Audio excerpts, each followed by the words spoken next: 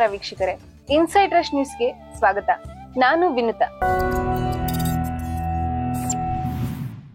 ಭೂಮಿಯ ಮೇಲೆ ಯಾವಾಗ ಅಧರ್ಮ ತಾಂಡವವಾಡುತ್ತದೋ ಆಗ ಭಗವಂತನು ಜನ್ಮ ತಾಳುತ್ತಾನೆ. ಅದೇ ರೀತಿ ರಾಕ್ಷಸರು ಕೂಡ ದೇವತೆಗಳಿಗೆ ಸಂಕಷ್ಟ ಕೊಡಲೆಂದೇ ಘೋರವಾದ ತಪಸ್ಸನ್ನು ಮಾಡಿ ತ್ರಿಮೂರ್ತಿಗಳಿಂದ ವರವನ್ನ ಪಡೆದುಕೊಳ್ತಾರೆ. ಅದೇ ವರದಿಂದ ದೇವತೆಗಳಿಗೆ ಸಂಕಷ್ಟ ಕೊಡಲು ನಿಂತಾಗ ಆಗ ದೇವತೆಗಳೆಲ್ಲರೂ ಒಟ್ಟಾಗಿ ನಿಂತು ತಮ್ಮ ರಕ್ಷಣೆಗಾಗಿ ಒಂದು ವಿಶಿಷ್ಟವಾದ ಶಕ್ತಿಯನ್ನ ಸೃಷ್ಟಿ ಮಾಡುತ್ತಾರೆ. ಆ ವಿಶಿಷ್ಟವಾದ ಶಕ್ತಿಯೇ ನವದುರ್ಗೆಯರು. ಅದರಲ್ಲೂ ಮೊದಲನೆಯ ಆದಿಶಕ್ತಿಯ ಪ್ರಥಮ ಅವತಾರವೇ ಶೈಲಪುತ್ರಿ ದೇವಿಯ ಅವತಾರ. ಶೈಲಪುತ್ರಿಯು ಪರ್ವತರಾಜನ ಮಗಳು. ಈಕೆ ಕೇಸರಿ ಬಣ್ಣದ ವಸ್ತ್ರವನ್ನ ಧರಿಸಿಕೊಂಡು ಶಾಂತ ಸ್ವಭಾವದ ನಗುಮುಖದ ಚೆಲುವೆ.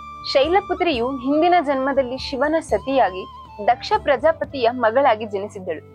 ಸತಿಯು ಭಗವಾನ್ ಶಿವನನ್ನು ವಿವಾಹವಾದರೂ ಆಕೆಯ ತಂದೆ ದಕ್ಷನಿಗೆ ಈ ವಿವಾಹದ ಬಗ್ಗೆ ಅಸಮಾಧಾನವಿತ್ತು. ಒಮ್ಮೆ ದಕ್ಷನು ಒಂದು ಮಹಾಯಜ್ಞವನ್ನ ಆಯೋಜಿಸಿದನು. ಆದರೆ ಶಿವನಿಗೆ ಮತ್ತು ಸತಿಗೆ ಆಹ್ವಾನವನ್ನ ನೀಡಿರಲಿಲ್ಲ. ಆದರೂ ಕೂಡ ಸತಿಯು ತನ್ನ ತಂದೆಯ ಯಜ್ಞಕ್ಕೆ ಹೋಗಲು ಒತ್ತಾಯಿಸುತ್ತಾಳೆ. ಯಜ್ಞದಲ್ಲಿ ದಕ್ಷನು ಶಿವನನ್ನು ತೀವ್ರವಾಗಿ ಅವಮಾನಿಸುತ್ತಾನೆ ಮತ್ತು ಈ ಅವಮಾನವನ್ನು ಸತಿಯು ಸಹಿಸಲಾರದೆ ಯಜ್ಞದ ಬೆಂಕಿಯಲ್ಲಿಯೇ ತನ್ನನ್ನು ತಾನೇ ಆಹುತಿಯನ್ನಾಗಿ ಸುಟ್ಟುಕೊಳ್ಳುತ್ತಾಳೆ.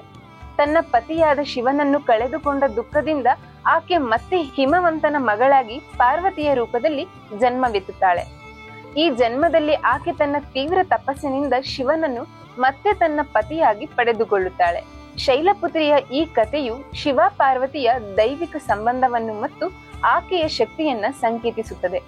ಶೈಲಪುತ್ರಿಯು ಬಲಗೈಯಲ್ಲಿ ತ್ರಿಶೂಲವನ್ನು ಮತ್ತು ಎಡಗೈಯಲ್ಲಿ ಕಮಲದ ಹೂವನ್ನ ಹಿಡಿದಿರುತ್ತಾಳೆ.